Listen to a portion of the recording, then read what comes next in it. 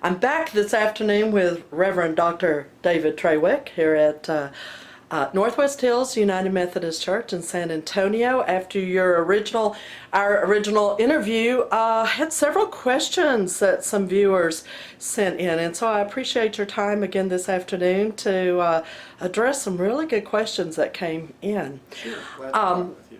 One aspect that a lot of people may not be real clear on is you hear the term of all different roads lead to God and things along that line. Mm-hmm. So one question that came in was, do we worship the same God as Muslims? I would have to answer that as no, for a variety of reasons, mostly having to do with the content of the Quran and the life of Muhammad, the way he lived out his faith. Are so radically different from what we see in the scriptures, particularly the New Testament and the life of Jesus. I see them as irreconcilably different. For instance, where Muhammad, we talked about this last time a little bit, calls on his followers to engage in jihad, violent jihad against those who are not Muslim. Jesus never would have done such a thing. In fact, he said to love your enemy and pray for those who persecute you. Never a call to take up a sword and attack someone of a different faith. Interestingly, the Quran includes a number of comments about Christianity, about the beliefs of Christianity that most people are not aware of. It does talk about Jesus in generally favorable terms as being a prophet, being originally a Muslim really, and the idea that he brought the Quran, but those teachings were corrupted in what we now have as the New Testament. So what we now have is not compatible, not usable. And so Muhammad's revelations from Allah were to correct all of that. In the Quran, it insists that while Jesus was born of a virgin, he's not the Son of God. He was created by God in utero, literally. He is called Messiah, but it does not mean the same thing as what the scriptures refer to, what Christians believe. He was not crucified, according to the Quran. It says that very explicitly, but suggests that someone else was put in his place and given his face so that his enemies would think he was crucified. And the suggestion is made that that was in fact Judas Iscariot, who ended up dying on the cross in Jesus' place. And so Jesus himself, not being crucified, of course was not resurrected. So crucifixion, resurrection are out as far as what the Quran says.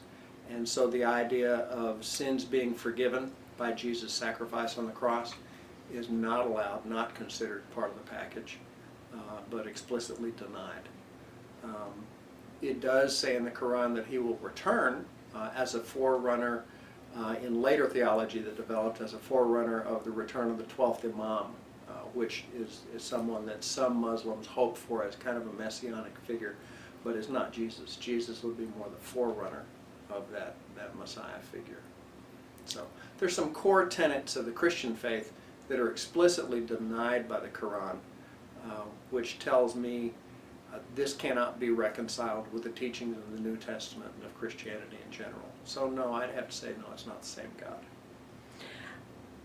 Kind of along that same line, another question was, why do some Christian ministers respond yes to that question, the question of, do we worship the same? How could some Christian ministers misconstrue that?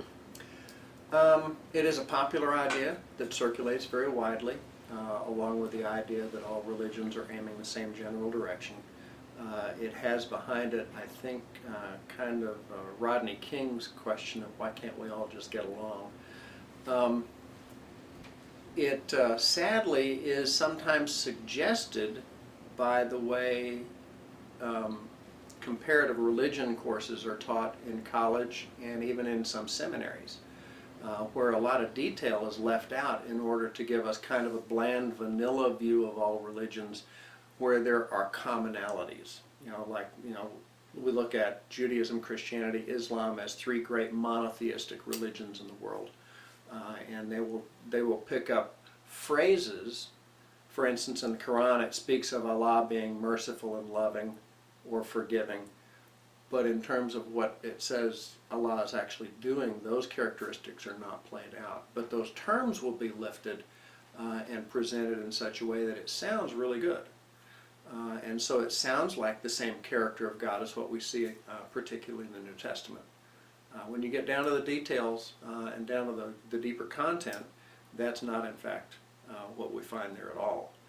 But many pastors have only received what they were taught in seminary and never gone on to read the Quran, read the Hadiths, learn the traditions and the teachings of Islam from Islamic sources themselves.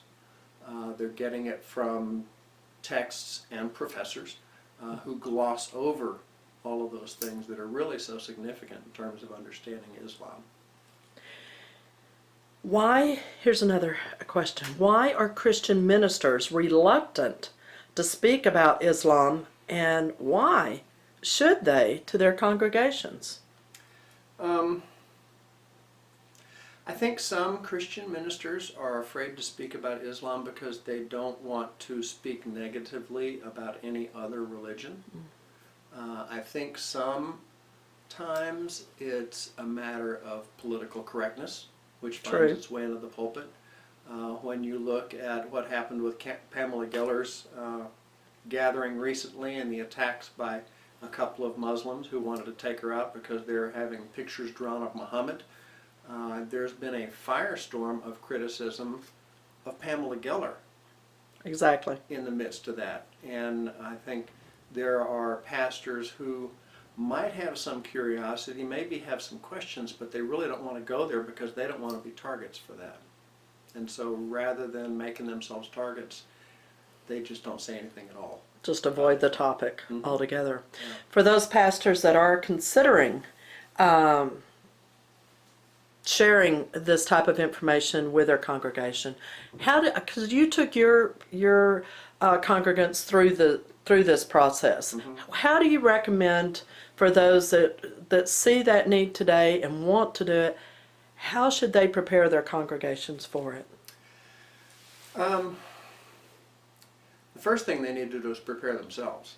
They need to do their own reading and study so they themselves really understand. And it is important that we do that. In today's world, it is such a big part of what's happening around us, and I think it's a threat that we're going to be dealing with for a long, long time.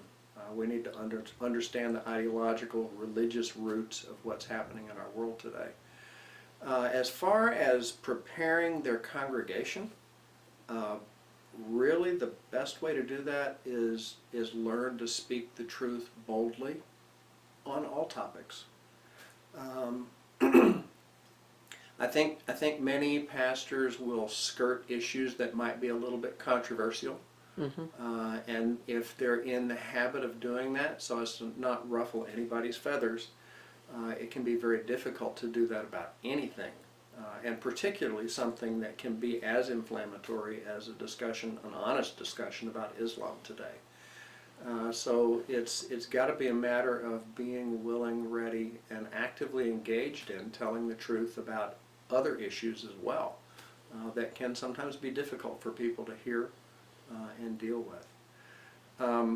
For myself, the first time I spoke to the congregation about it was in a sermon series about what our neighbors believe.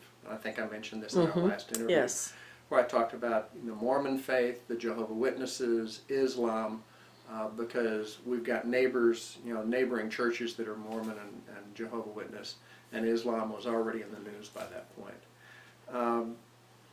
And I was careful not to go too deep that first time out, but to go deep enough to pique some interest. And then shortly after that offered up the first run on the study that I did on Wednesday nights, where there was opportunity for people to come in and learn, ask questions, see what's in the Quran themselves. And because it was a give and take circumstance for that teaching, there was plenty of opportunity for people to deal with their feelings, their questions, the things they might want to debate or argue about it.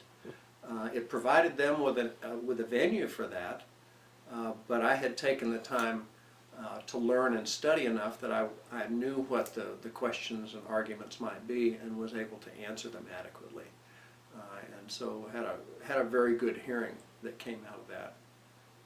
And so the second time, the third time that I taught that, again, it was well received, and word had gotten around about it, so more people wanted to be a part of it there. I will be doing another sermon on that a little bit later, actually just in a few weeks here. I'm going to be doing a sermon series called Headlines, and it's going to be about topics that are in the news that Great. our faith directly addresses. And within that context, again, it will be appropriate because it's kind of what I routinely do anyway. They know that I'm not particularly politically correct, but they also know that I do my homework. I don't just shoot from the hip about those things. You brought up the incident that occurred in Garland between the last time I was here and the last 12 days. Mm-hmm.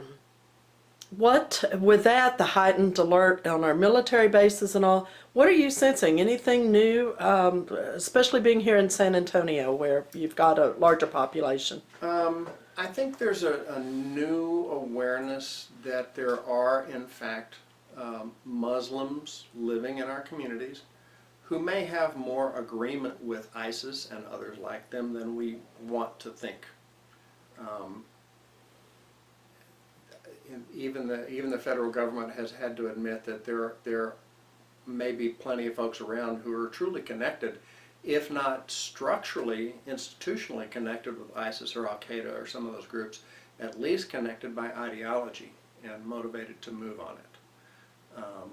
And I think sometimes they try to downplay that as talking about it as a lone wolf attack or something like that, or questioning whether there's actual institutional connection with a particular group.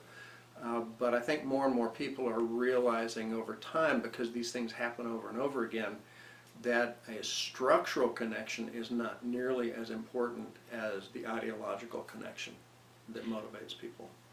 You mentioned that incident.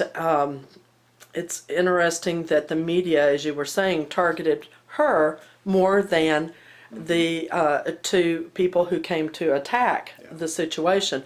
Why do you think the media went that direction? And I'll say mainstream media. That is a very interesting question, and I think it goes to a larger question of why not everybody, but some people on the political left tend to try to align themselves with Islam, even when these sorts of things are going on. And I think, I don't know for sure, I can't know the hearts of people, Right. but it almost seems like there is a distaste for Christianity among some on the left, not all, like I say, and because of that, if there is something that appears to be a conflict between Christianity and Islam, although Pamela Geller's gathering was not particularly Christian, Right. They will side with Islam. Or even if it just tends to be a conservative group, which Pamela Geller's group is, they will side with anybody but the conservative or anybody but the Christian. I think that's where some of that comes from. How do we change the tide there so that where the focus needs to be, which was on the people who were going to, I'm sure their goal was mass murder, where the focus is there and what was prevented instead of refocusing it? I don't know that we will be able to change the tide in terms of the mass media, the major media outlets, simply because of their ideological bent. You look at what goes on in some of the Arab countries, the Muslim countries, where homosexuals are persecuted, imprisoned, killed because of their gender attraction. The left is very much aligned with pro-homosexual agenda, and yet they won't turn against or speak badly of Arab nations, Muslim nations, where those things are going on. Interesting point, yes. I think it's almost a willful blindness to what's going on, that they would favor any non-Christian religion over Christianity, or any other country over the United States, which has a tendency to be a little bit more on the conservative side politically than the mainstream media. Well, it'll be interesting to see as the days roll on what lies ahead for us. Okay, we have one last question from one of my team members. Mary, go ahead. We talk about the reluctance of different people to speak about Islam, and I think some of that is rooted in fear for the retaliation that we as individuals might get. Do we just go ahead and live our lives with our heads stuck in the sand, or I think we're required to speak out. Is this what you give to your congregation also? Yes. My own feeling is that to the extent that we pull our heads back into our shell and hide, we will lose our freedoms quickly, much more quickly than we might otherwise. That's why Pamela Geller's group, while what they did was provocative and probably not what I would want to do, I would stand before them armed to defend their right to freedom. Those who say, no, we shouldn't upset people by saying bad things about Muhammad or drawing pictures of Muhammad or whatever, I think they're giving ground. And when you find yourself backing up that way, you will be backed all the way to the wall eventually.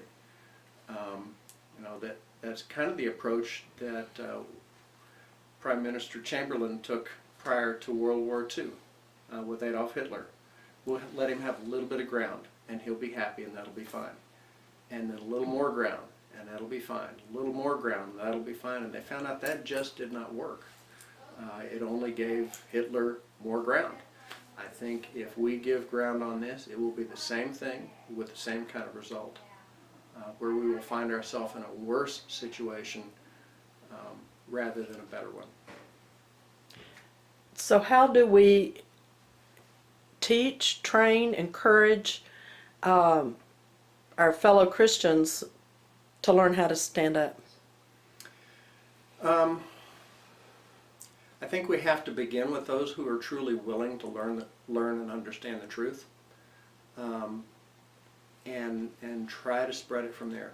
But just find venues in which we can help them learn what the Quran really says, what really is in the traditions about Muhammad's life, about how fundamentalist Muslims today really are seeking to live out their faith in a very clear way. But we got to start with those who are willing to hear. There are those who are not. I'm in conversation with Christians and with pastors, Facebook folks that I'm connected with, where I'm in these conversations on a regular basis, and there are some who just do not want to hear the truth. I can quote them chapter and verse from the Quran, cut and paste text, this is what it says, argue with this, and it's like spitting into a high wind. It just comes back into my face. Wow. And so there comes a point where you shake the dust from your sandals and go on to some place where it's going to be more fruitful. Yeah, well said. All right. I appreciate your time this afternoon for these follow-up questions. I may be back again. I appreciate it so much. Thank you. Thank you, Kat.